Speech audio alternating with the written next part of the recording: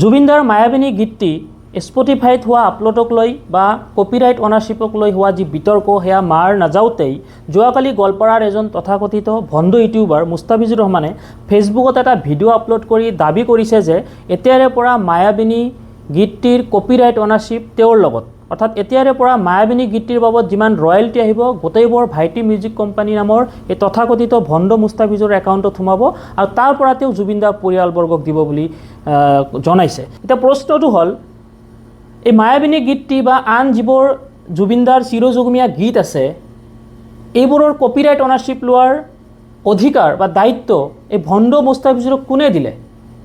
এনেকুৱা দুষ্ট চক্ৰক নাকি লগোৱাটো খুবেই জৰুৰী।